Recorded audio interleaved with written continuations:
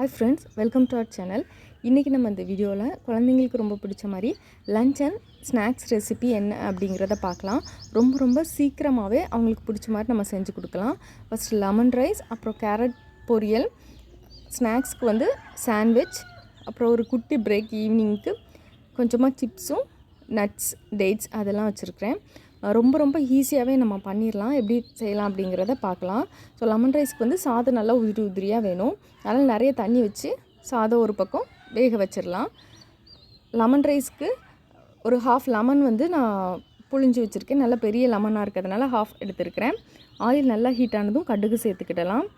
உங்கள்கிட்ட வறுத்த வேர்க்கடலை இல்லை அப்படின்னா நம்ம ஃபஸ்ட்டே ஆயிலில் போட்டு வறுத்துக்கிடலாம். ஒரு அரை ஸ்பூன் அளவுக்கு கடலைப்பருப்பு இதனுடைய சேர்த்துக்கிடலாம்.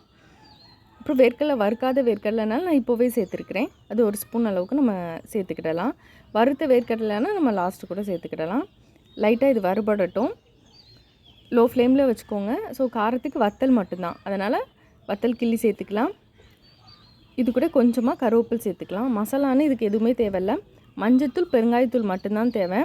ஒரு 1/4 ஸ்பூன் அளவுக்கு மஞ்சத்தூள் சேர்த்துட்டு 1/4 ஸ்பூன் பெருங்காயத்தூள் சேர்த்து லைட்டாக ஒரு தடவை மிக்ஸ் பண்ணிவிட்டு நம்ம ஆல்ரெடி ஃபில்டர் பண்ணி வச்சுக்கலாம் லெமன் ஜூஸை. அதனுடைய சேர்த்துட்டு உடனே நம்ம வந்து ஸ்டவ்வை வந்து ஆஃப் பண்ணிடணும். இனி ஆன் பண்ண தேவையில்லை. இது நல்லா ஆறட்டும். ரைஸும் நமக்கு நல்லா ஆறுனதுக்கப்புறம் ரெண்டையும் நம்ம மிக்ஸ் பண்ணிக்கிடலாம். நான் இன்றைக்கி 1/4 கப் அளவுக்கு லெமன் ஜூஸ் எடுத்துருக்கிறேன். ஒரு 1/4 ஸ்பூன் அளவுக்கு உப்பும் சேர்த்துருக்கேன். ரைஸ்லேயும் நம்ம உப்பு போட்டு தான் வடிச்சிருப்போம். இதுக்கிடையில் நம்ம கேரட் பொரியல் செஞ்சுக்கிடலாம். கேரட் பொரியல் நல்லா ரோஸ்ட் ஆகிற அளவுக்கு நம்ம செஞ்சு சாப்பிட்டோம் அப்படின்னா நல்லா சூட் ஆகும். ஸோ ஆயில், கடுகு, கருவேப்பில், வத்தல், அவ்வளோதான். ரொம்ப சிம்பிள் தான். வெங்காயம் எதுவுமே தேவையில்லை. இந்த வத்தலோட ஃப்ளேவர் கொஞ்சம் இறங்கட்டும். ஒரு 2 செகண்ட் நம்ம அதை வரட்டிட்டு கட் பண்ணி வச்சுருக்க கேரட் சேர்த்துக்கலாம்.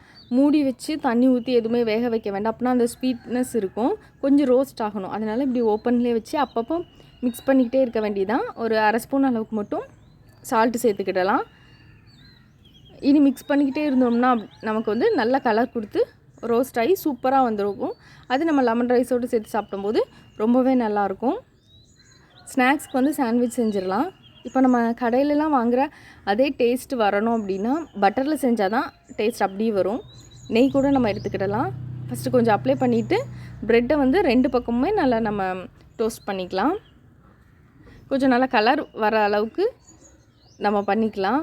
அப்போ தான் கொஞ்சம் கிறிஸ்பியாக அப்படி நமக்கு கிடைக்கும். இனி நம்ம வெஜிடபிள்ஸ் எல்லாம் உள்ளே வச்சிடலாம். நான் இன்றைக்கி கேரட், குக்கும்பர், தக்காளி இந்த 3 தான் குக்கும்பர், ஆனியன், தக்காளி எடுத்திருக்கேன். கேரட் கூட நம்ம எடுத்துக்கிடலாம். ஒருவேளை புதினா சட்னி இருந்தாலும் லைட்டாக நம்ம வந்து ஸ்ப்ரெட் பண்ணி விட்டுக்கலாம் ப்ரெட் மேலே. இனி வந்து ஒரு தோசை பரட்டி அல்லது கரண்டி வச்சு நல்லா ப்ரெஸ் பண்ணி விடணும்.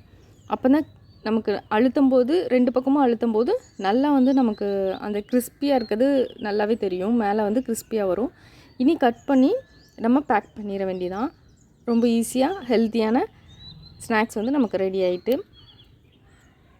சைடில் கேரட்டையும் நம்ம நல்லா ரோஸ்ட் பண்ணி எடுத்தாச்சு. ஸோ சாதமும் நல்லா வெந்துட்டு உதிரியாக இதை வந்து ஒரு பாத்திரத்தில் ஓப்பன் பாத்திரத்தில் வச்சு ஆற வச்சு ரெண்டையும் மிக்ஸ் பண்ணிக்கலாம். உப்பு எதுவும் தேவைன்னா சேர்த்துக்கலாம். அவ்வளோதான், சூப்பராக ரெடி ஆயிரும். நீங்களும் ட்ரை பண்ணி பாருங்கள்.